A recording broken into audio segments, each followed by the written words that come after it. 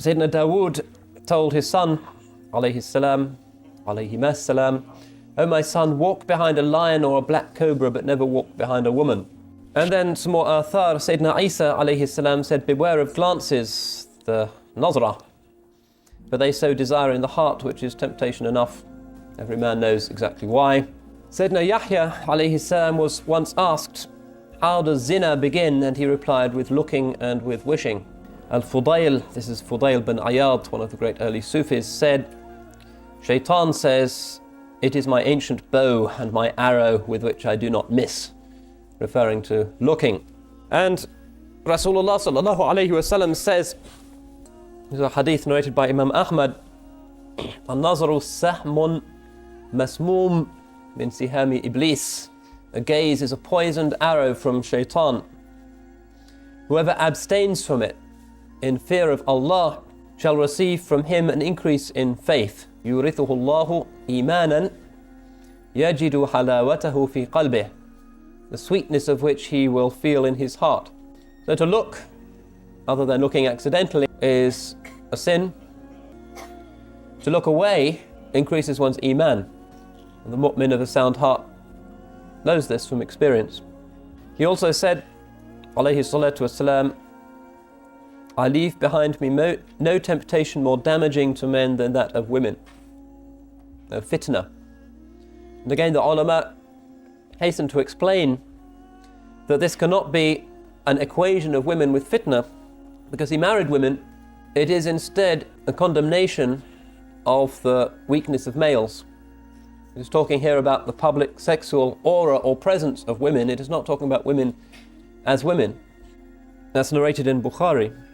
And he said, alayhi salatu wasalam, "Beware of the fitna of this world and the fitna of women. For truly the first fitna of the Bani Israel was through women." Often Muslim chauvinists like to use these hadith to indicate their view of the derogation of women, but that's not the correct meaning. It's not the essence of woman that is being condemned here. It's rather the male weakness. The word woman here is being used metonymically. And this is even a commandment in the Quran. قُلْ لِلْمُؤْمِنِينَ يَغُضُّوا مِنْ أَبْصَارِهِمْ, tell the believing men to lower their gaze, وَيَحْفَظُوا فُرُوجَهُمْ, and protect their chastity. And to indicate that this is a duty equally incumbent on both sexes, the verse goes on to say, وَقُلْ لِلْمُؤْمِنَاتِ يَغْضُضْنَ مِنْ أَبْصَارِهِنَّ وَيَحْفَظْنَ فُرُوجَهُنَّ, and tell the believing women to lower their gaze and to preserve their chastity. That's purer for them. Assuredly, Allah is aware of what they do. And then hadith, this is in Abu Dawood and At-Tirmidhi.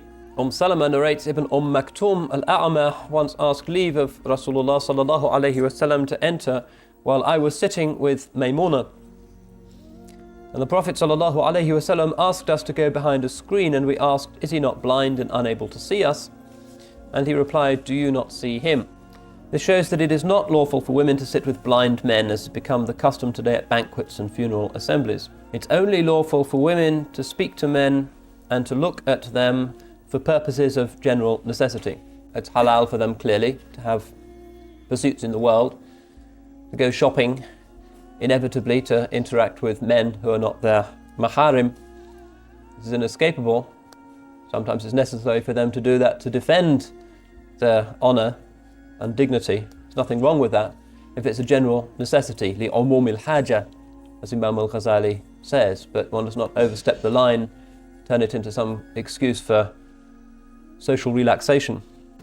And then the Imam gets even more hard-hitting and says, "Now it may also be the case that a man is able to keep his eyes from women, but not from adolescent boys, and for him too it is better that he marry. But the case of boys is even more damaging, since if a man's heart inclines to a woman, he may at least render her lawful to him by marrying her. To look with desire at the face of a boy is forbidden. In fact, everyone whose heart is affected by the form of beautiful boys to the extent that he senses that they are different from bearded adults is forbidden to look at them."